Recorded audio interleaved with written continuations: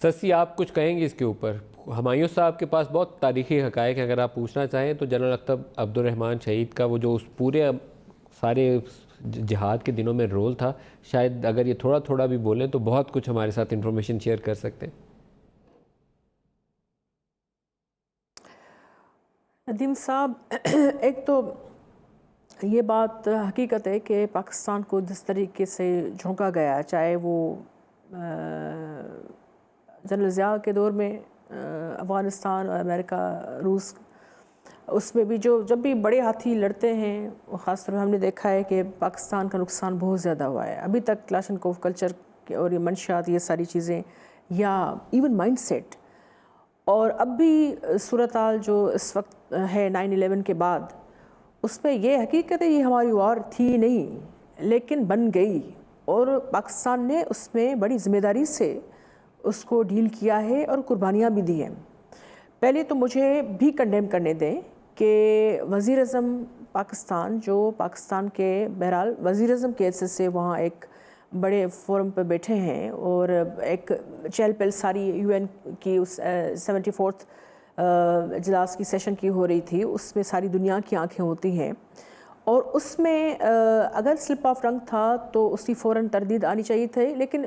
اب پھر دوسری دفعہ بھی اس طرح ہوگا تو میرے خیال میں پھر تو کچھ نہیں بچے گا۔ وہ میرے خیال میں کل بھی میں نے ٹی وی پر ہم نے جیسے ہی بات سنی، ہم نے کہا تھا کہ سب سے زیادہ قربانیاں جس ملک نے دی ہوں،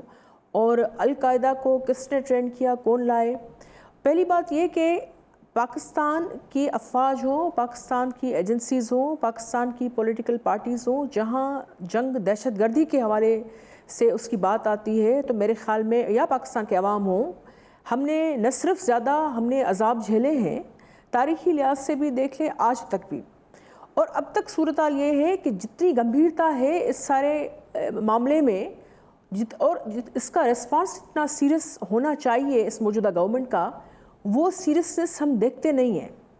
آئے دن آپ دیکھتے ہیں کہ جو منسٹر صاحبان بیٹھے ہیں یہاں، میں صرف شیخ رشید کی بات نہیں کروں گی، ان کے ساتھ دوسرے بھی سارا دن کہتے ہیں کہ ہمارے پاس یہ چیز ہے، 1 پاؤ کا ہے، آدھا کلو کا ہے۔ بھائی آپ ایک اسٹرینتھ ہیں، نیوکلیر پاور ہے، سب کو پتہ ہے۔ ہم جو ہے کم سے کم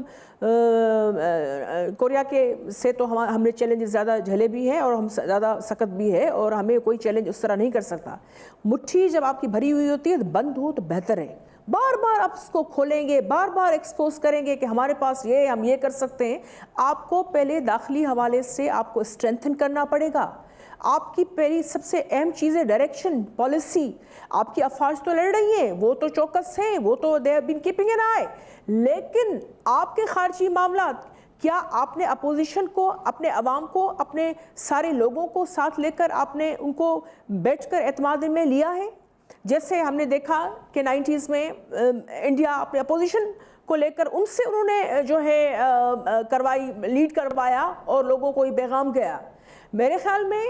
جتنی قربانی پاکستان نے دی ہے، اس کی نمائندگی اس سطح کی، اس بڑے فورم پر وہ عمران خان صاحب کرنے میں ناکام ہوئے ہیں، یہ کہنے دیں ہمیں۔ حالانکہ ہمیں بھی خوشی ہوتی کہنے میں، وہاں ہم روایتی حریفوں والا وہ ذہن یا نوشن رکھ کر یا مائنڈ سیٹ رکھ کر یہ نہیں کہتے، دنیا کو کہنے کا موقع نہیں دیتے۔ مودی تو ایکسپوز ہو چکا ہے نا کشمیر کے حوالے سے، تاریخ میں لیکن پرائم منسٹر ایشو ریز کر رہے ہیں۔